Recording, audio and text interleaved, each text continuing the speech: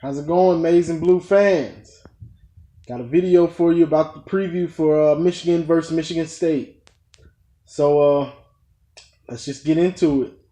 As always, like, share, subscribe to my page, and leave some comments down below, and let's just get into it, man. Had a week off with the bye, and I'm just ready for this Saturday. Saturday can't get here fast enough for me because we had that week off, and I'm just ready to watch the Michigan football because I love college football, but I want to watch Michigan. That's my team. I want to watch Michigan. But let's just get into it. So they're playing Michigan State, and as I'm sure everyone has just heard, as I have, Wilton Speight will be out indefinitely for a couple weeks, 2-3 weeks, maybe more. So most of us got our wish, which is not for him to be hurt, but for O'Korn to be the starter. And we got Peters backing him up, so we'll see how that goes. But for the most part, I'm just going to start with Michigan's offense. Michigan offense, we need our O-line to get on point. And that's just to set up the run so we can run and actually get pushed in the first half. And we need them to be better in pass blocking so O'Korn can have time to throw back there and not be pressured. And, you know, when you're pressured, that's when you get fumbles because you're getting sacked and all that stuff. So we just need the O-line to get better every week and just get consistency. Because right now, is in pass blocking and run, like we're in the bottom of the nation in tackles for loss on offense. Like we're in the bottom of pretty much all those kind of statistics, sacks given up. So we just want to get better with that. And Michigan State's D-line is pretty good, so they will probably get after us. And this is the funny thing about this game. Michigan State has trouble running the ball like we have trouble running the ball. So this game really will be on which quarterback can actually make some plays. And so let me see what their quarterback does, because there's not much out on John O'Korn. He played one game, and then he had one game last year that he did nothing in, so you can't really take that for anything. So Brian Lewerke, he's got 8 TDs, 2 rushing TDs, but he also has 3 fumbles. He's fumbled in 3 of their games, and he lost 1 of them. So if we can get some pressure on him, he will put the ball on the ground. We don't have to worry about getting pressure because we know Devin Bush and those boys, they're going to get in the backfield. You can count on that. And he's at like 63%. So not bad. He's capable. He's capable. So we just really want to get pressure on him and just make him uncomfortable. You know, the same thing with any quarterback. But Michigan State's really been having trouble running the ball. So it's like we should be able to stop the run like we pretty much do everybody. And then it's just going to be on them, on him, Lewerke, to make plays. But playing Michigan, it makes it hard because we're going to get after the run. We're going to stop the run. And on the way to stop the run, we're going to go get after the quarterback too. So, you know. But what I kind of always get worried about LJ Scott. He worries me. Because dude is a beast. Like, Scott from Michigan State, he is a beast. I don't know if anybody's watched him. He hasn't done much this year. I think he fumbled a couple times or something, and he hasn't been in the rotation as much, but dude is a capable back that can pretty much do everything, and he's strong, but they haven't been able to run the ball very well, so he might not be a factor in this game, but sometimes you got to put everything's out the window sometimes because it's a rivalry game, and Michigan State would rather have nothing happen this season than beat us, especially when we're top 7 in the country right now. So we just want to worry about that. Defense, we know defense is going to hold it down. Don Brown and those boys.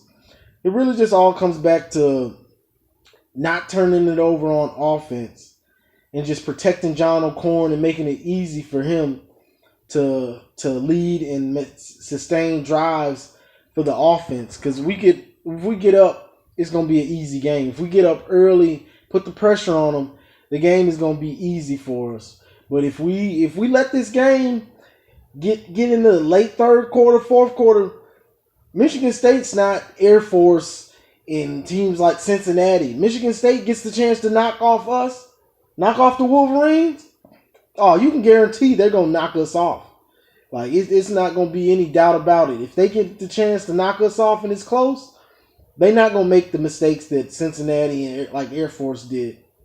They're not going to make those mistakes. So, we just have to... One thing I would like to see is John O'Korn and the receivers, not the tight ends. I would like to see the receivers get some big plays, not even just big plays, but just consistent comeback routes, just consistency in the plays that they're actually getting open and got a connection where you can just consistently see them improve. Like, okay, because we haven't really seen it at all. The times we have seen that our receivers have gotten a lot of yards, it's been pretty much from big plays. And you can't always count on big plays because, like, as you've seen the last couple games, we really haven't had any big plays. It's just been some sustained drives, or the defense scores a touchdown or something like that. Or Nordine just kicking a bunch of field goals and special teams with the punt return from Donovan Peoples-Jones. So I want to see the receivers start getting into it with the quarterback, getting consistency, getting on the same page, And not only that, I'd like to see the running backs get involved in the passing game. Like, I haven't seen the running backs get any balls at all this year. And it's like, one thing about me and just the way I've seen the game from I've played some semi-pro ball, and I know people might laugh, but playing Madden and just seeing the things you want a defense to worry about everything. So then they can't focus on one thing. They got to worry about a bunch of stuff. So you want to get in some, not only wide receiver screens, but get some running back screens. Call some plays for Evans straight out the backfield on some little check down routes or whatever to get the running backs involved, so they have to worry about that. You want the defense to worry about everything. Like right now, when a defense plays us, they only worry about the deep pass. So now what you're seeing is teams playing 5-7 yards off. So you can't get deep because they're just playing too far off. You can't get deep when somebody's playing 5 or 7 yards off unless they just have a busted coverage. So, and that's why you see a lot of wide receiver screens, because the corners are just playing off back so far to make us get consistent drives. And that's why you don't see the big plays, because they're taking it away from us, because we're not getting big plays in the run game. And so they're taking away the big plays in the passing game. And so they're making us get consistent drives. Like, let's see, can they drive the whole field? And if they can they punch it in and get 7 instead of 3?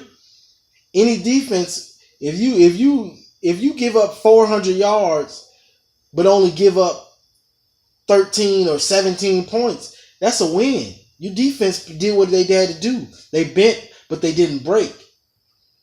So defense will take y'all. We gave up a lot of yards, but as long as that red zone defense is tight and you're not letting dudes get in the end zone and get that 7 and they're getting 3, you're doing a good job. So that's what teams are doing to us right now. We do it. We just stop teams, and then when they get in the red zone, we usually stop them too. But teams are doing that to us because we've been stalling in the red zone. So I just hope they can get more consistency on offense. Because John O'Korn, from what I've seen from him, it was only one game. But what I've seen from him, like on the comeback route, boom, ball was right here. Like, the wide receiver wasn't that open, but boom, he's hitting them in the chest. I like that. Because that's the one thing that was my real only problem with O'Corn is he would miss open dudes, or if it was a jump ball situation, a 50-50 ball, what they call it, he throw it out of bounds. Like, you can't throw it out of bounds. Like, and I just can. It was just so frustrating to see him throw those balls. Like, but I'm not gonna get into it. I'm not gonna get into it about Spate. But O'Corn, I like what I'm seeing out of him because a couple things I've noticed from O'Corn. His release is quicker, and his release points are like the way he throws. His launch points are different. That's the word. His launch points are better. Like, he doesn't have to all the way have his feet under him almost to throw a ball. Like, his launch point is just a greater area. Like, he doesn't have to really step into it all like that. Like Spate would. Like O'Corn, when I noticed on the first touchdown when he rolled out, the way his launch point, it was just real quick, and his release was real quick. Like, if Spate, I would have think Spate would have rolled out a little more and had to, because he's got a long delivery because he's so tall. O'Corn's big, but he's 6'4". Spate's like 6'6", 6'7", so it's a difference. But I liked what I saw out of O'Corn, so I'm just going in like he's going to continue to play the same way. I have no reason not to think he is, because he wants to lead. He wants to lead Michigan, and I like the fire and intensity and the way he was on the sidelines. I liked all the way he was acting that game. I really did like that. So there's not much else to say. Just continue to get better on offense and with the offensive line, and just get some consistency. But on the defensive end, one thing we may have to worry about, maybe not too much, but their quarterback can run. Lewerke, he can run. He may be one of their leading rushers, if not the leading rusher for Michigan State, because he's had some games where he's at about 90, 50, 60. He's had like 50, 60 rushing yards each game. And they're not a very good running team, so him getting those consistent yards, he's probably their leading rusher. So we do have to worry about him kind of running it some option read plays and stuff like that. But this shouldn't be a game we really have to worry about. But O'Corn's only started 2 games, so we do have to worry about this game. And if it's close going into the 3rd and 4th, we're going to get real nervous, because Michigan State will love to knock us off. And, I mean, that's just what it is. They're our second biggest rivalry, because Ohio State is number 1. I don't care what anybody says. If we can knock off the Buckeyes, that's what we want to do every season. But Michigan State, they're gonna come, because we're their number 1 rivalry. So they're gonna come to play. We look at them as little brother. They don't look at it like that. So they will be ready. But that's all I got to say today. And as always, like, share, subscribe. Now, I appreciate all the people that have liked my videos and subscribed. I'm new to this, as you can probably tell, but I just love to talk Michigan, and I grew up there, and I'm maize and blue all the way through. So, as always, go blue. Hopefully we get a dub on Saturday night.